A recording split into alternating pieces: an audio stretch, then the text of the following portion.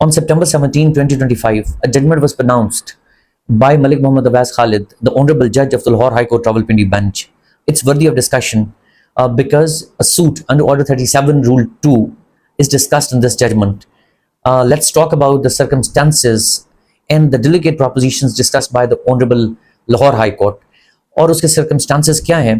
The title of the case is Ehsan Qadir versus Razak etc.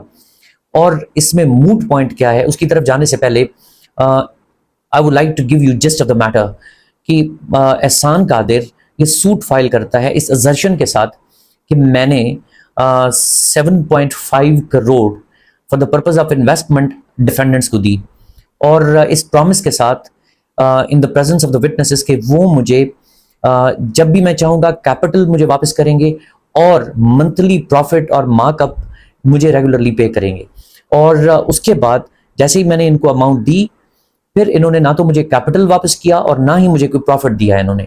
That's why मैं ये suit file कर रहा हूँ। ये है क्रक्स ऑफ द मैटर। और later on he kept on insisting and repeating the request कि मुझे मेरा कैपिटल वापस किया जाए और मेरा मार्कअप और प्रॉफिट भी दिया जाए। लेकिन डिफेंडेंट्स ने इनिशियली इनकार किया और सब्सिक्वेंटली उसे एक चेक इशू किया 5 करोड़ का और बाकी उसके साथ प्रॉमिस किया कि 2.5 करोड़ उसको बाद में वो देंगे।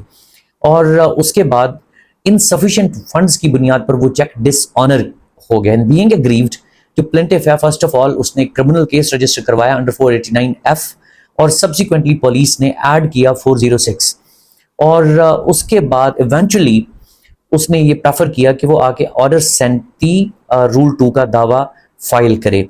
और ऑब्वियसली आफ्टर नोटिसेस जो डिफेंडेंट है he made his appearance and he sought leave to appear and defend. अब वो उसकी लीव टू डिफेंड ग्रांट हुई। That was a conditional permission की लीव टू डिफेंड की कि वो अपनी श्योरिटीज अपनी श्योरिटी बॉन्ड सबमिट करवाएगा 5 करोड़ रुपए के और उसमें या वो एक श्योरिटी सबमिट करेगा या 2 sureties equivalent to the amount. और जो कि उसे numerous opportunities were given to him but he wasn't able to submit the sureties. लेकिन उसने अदालत को रिक्वेस्ट भी की कि चूंकि वो उस इलाके का, उस डिस्ट्रिक्ट का नहीं है या तो जिस डिस्ट्रिक्ट का वो रेजिडेंट है वहां की उसे अलाउ किया जाए श्योरिटी बॉन्ड सबमिट करने का, अदरवाइज वो नहीं कर सकता। लेकिन उसे बहुत सारी अपॉर्चुनिटीज दी गई लेकिन वो ना करवा सका।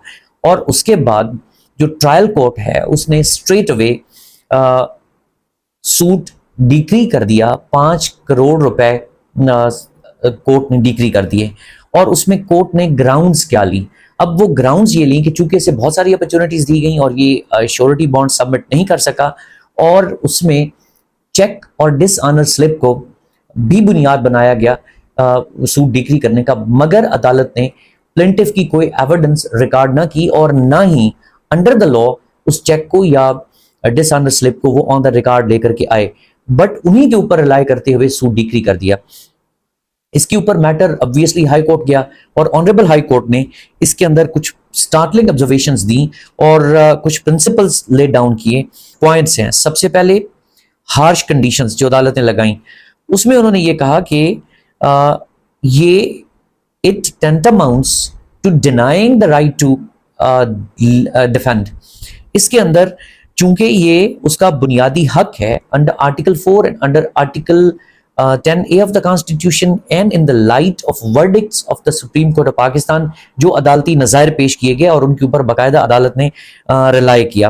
और उन्होंने कहा कि ये हक के दिफा की नफी के मुतरादिफ है कि आप इतनी सख्त शराइत उसके ऊपर रख रहे हैं जो शायद मीट करना उसके बस की बात नहीं। That's beyond his capacity and control.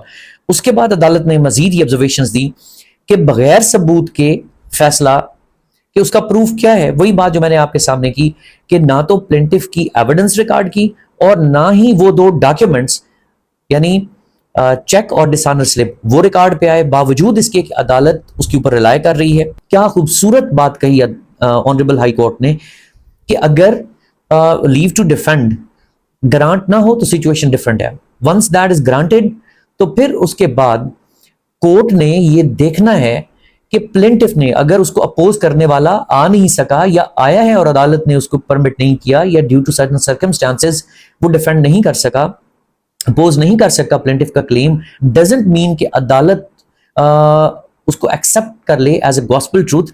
Rather उसे अपना जुडिशियस माइंड अप्लाई करते हुए, डिलिबरेशंस करते हुए और मटेरियल को कंसिडर करते हुए प्रॉपर तरीके से to do a substantial justice फैसला करना चाहिए, जो कि इस केस में नहीं किया गया, चूंकि ना तो प्लेंटिफ ने कोई एविडेंस पेश की और ना ही वो डॉक्यूमेंट्स जो कि चेक और डिसऑनर स्लिप की सूरत में थे वो रिकॉर्ड पर लाए। जो आप जजमेंट्स इसमें रेफर की गई उनसे हम ये असेस कर सकते हैं कि ना तो हार्श कंडीशंस होनी चाहिए, मकसद तो सिर्फ एक जमानत हासिल करना है अदालत की तरफ।